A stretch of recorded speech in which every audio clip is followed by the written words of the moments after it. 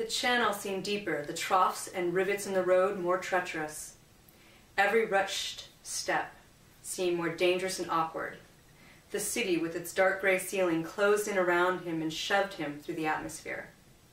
Mud clumped against his boots, and his shirt had reached the frail point of hanging off his shoulders as he fell through the doorway.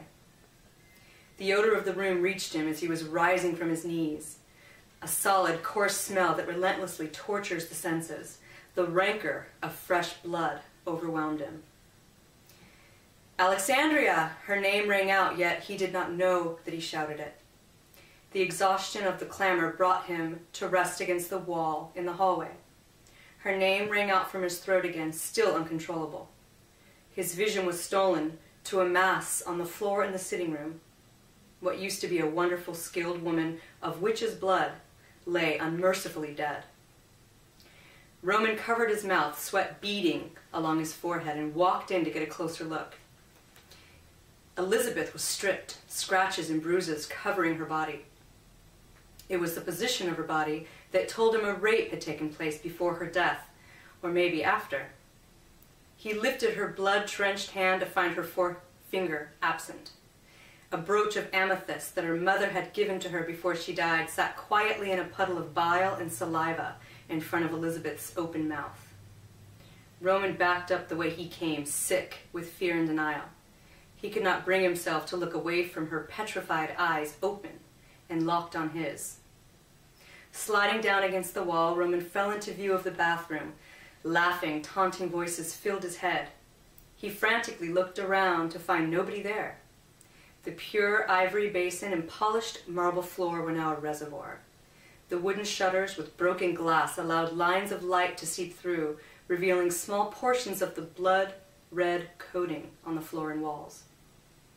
Overflowing, trickling droplets down the side of the basin were streams of liquid life, but through Roman's eyes they were signs of Alexandria's death. His first step came out from under him as his body was crushed across the room and against the basin. Already weeping and shaking his head to try to shut out the voices, he lifted his eyes over the rim to find Alexandria's lifeless body. Complete, haunting silence. Streaks of her blood marked the wallpaper, 4 lines, 2 intertwined and braided down the middle with 1 straight on either side of the formation. Marked, he thought, as he ran his fingers along the gashes, smearing the blood. He dropped to his knees beside the tub, reaching into the water to collect Alexandria into his arms. He pulled her to him, sobbing, suffocating himself in the tender flesh at her neck. "No!" he screamed to the ceiling. "Wake up!" He pinched himself. Finding no satisfaction, he beat his own head against the tub, trying to beat himself out of the nightmare and the trick. He found himself outside the house, aimlessly searching the surroundings with blind eyes. He held fast to Alexandria, carrying her with him. The weight pushed him back down to his knees. He looked up and saw the sky revolve and twist. He witnessed no gods above him. "Have the ethereal angels been lost?" he cried at the top of his lungs. "Can you strike me down, or have you lost your lightning arms? Now I am truly here to stand against this term of mortal torment alone. I have lost my will to live." Gravity brought him down. He protected Alexandria's limp head from the dirt. "There is no one left to heal this hideous wretch, nobody to choose my mortality. Oh, if I could free my soul from this pressing time of mourning, if I could drop my shield and expose my heart, there would still be no God to take its rhythm. Who would allow this withered corpse to fall into the covenant of the earth and join my Alexandria?" He laid her body down softly in front of him. Smoothing her hair back, he kissed her eyelids, closing them to give her peace. A strong, masculine hold pulled his head from her chest. "Stand, Roman!" Reluctantly pulling his grasp from his love, Roman stood up. Swaying on his feet, he tilted his head down, unable to look away from Alexandria's unmoving form. Slowly he convinced himself to lift his eyes, to study the force that had demanded his attention. He found himself staring into the face of the woman from the pub, her velvet garments whirling and enraged. "She is just resting, isn't she?"